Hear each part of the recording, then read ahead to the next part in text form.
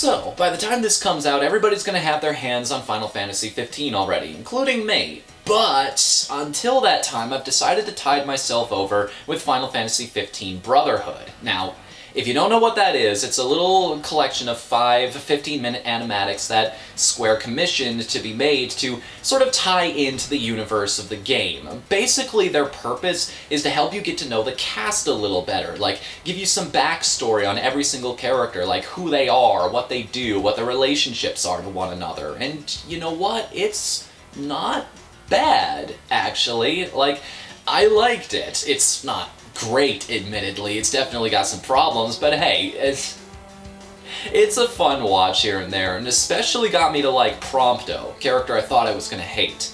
By the way, I acknowledge that's a really, really stupid name, but it's a Square game. You just have to get over that.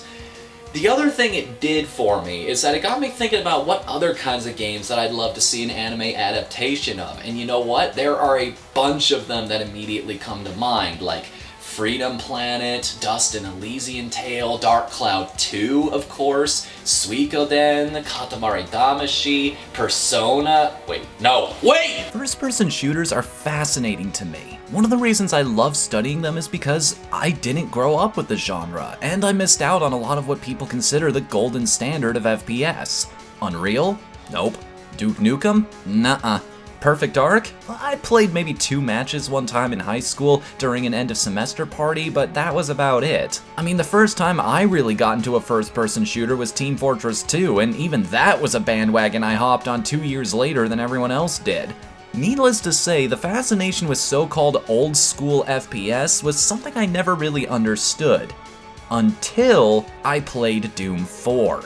Suddenly I never had to worry about reloading, making the action quick and satisfying. Suddenly health was precious and getting damaged had real consequences. Suddenly I was facing hordes of enemies that felt just challenging enough to be interesting. Enemies I always had the tools to deal with thanks to the fact that I had access to all my guns at any time. Suddenly finding a new gun was an event because it meant more firepower and more options and encounters to come. Suddenly I was enjoying an FPS game, and I could just sit back and revel in the brutal catharsis of it all. Too many design decisions in Doom 4 made perfect sense to me. So why did these mechanics disappear from the genre in the first place? Well, let's dive into some history. Developers seemed to understand for quite a while what these games were good for. By that I mean the theming of early FPS games were fairly consistent, with names like Terminal Terror, Zero Tolerance, and PO'd, it was clear that these games were meant to appeal to our baser instincts, and they did so quite well. Even the licensed games reflected this, covering IPs like Space Hulk, Aliens, and the Terminator. The first game I could find that even used limited clips was Marathon 2 for Windows 95. Which kinda made sense. Marathon was trying to take itself a little more seriously than the usual fare, with a huge story and tons of plot twists. Thus, putting in some touches that made it feel more down-to-earth and believable probably felt like the right choice to Bungie at the time.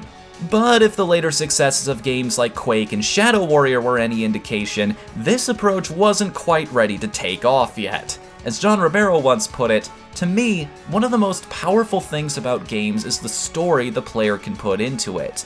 The more story you put into a game, the less ownership of the story you give to the player.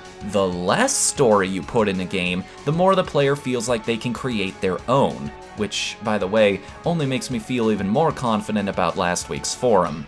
No, the first time the realistic approach was not only successful, but also influential was around the late 90s. That's when games like Goldeneye, Rainbow Six, System Shock 2, and the original Half-Life were all starting to gain steam. Pun intended. Not to mention Counter-Strike, which started its development as a mod for the original Half-Life. Then Medal of Honor came out, and just like that, FPS got real. It was like flipping the channel from Die Hard to Saving Private Ryan. Sure, it's still technically an action movie, but the tone was completely different. Maybe we saw this as our chance to be taken seriously for once, to cast aside the presumption that video games were just toys, to prove that we could tackle subjects like this without being immature about it. And so, audiences drifted away from games like Blood, Turok, and Sin, simply because tastes changed. Soldiers became the new cool thing to shoot. Historical accuracy was in vogue. And it didn't help that John Romero wasn't exactly capturing our hearts during this time. But looking back on that era with perfect hindsight, we know that was a little misguided of us. If you truly want your art form to be regarded in its own right, then you need to keep pushing the boundaries of what makes it. And sure, military-style games have started to realize that, leaning more towards the high-skill multiplayer they provide as the main selling point, but nobody who played those old games forgot. They remembered the days when regenerating life wasn't a thing, and the only way to stay alive, online or not, was to never stop moving. And now look where we are. Have you noticed that in the 21st century, games aren't afraid to be games anymore? That we're focused so much more on how we actually play them? Even the trend in popularity for gaming YouTube videos has gone more towards the informative and the analytical, because we're more ready to accept this medium for what it really is. And so we have Doom 4, the first FPS in years to embrace that beautiful mentality, to give us that fast-paced catharsis. We even have games meeting us halfway, like the first two BioShocks. And if upcoming titles like Strafe are any indication, I think it's time we started welcoming non-stop action and bottomless clips back home. By the way, a little bit of good news to fans of THQ IPs.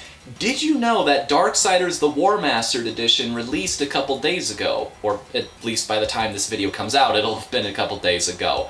What's cool about this is not only can people with better hardware, new operating systems and everything enjoy this version of the game just as much as you could back in the day if you were playing it on its originally intended hardware, but anybody who owns that original version, at least on Steam anyway, will get the War Mastered version for free. So hey, pop open your Steam account and maybe you'll find a little present in your library that you didn't even know was there. And maybe, just maybe, this will be your reason to go back to that game once again. You should. It's a good one.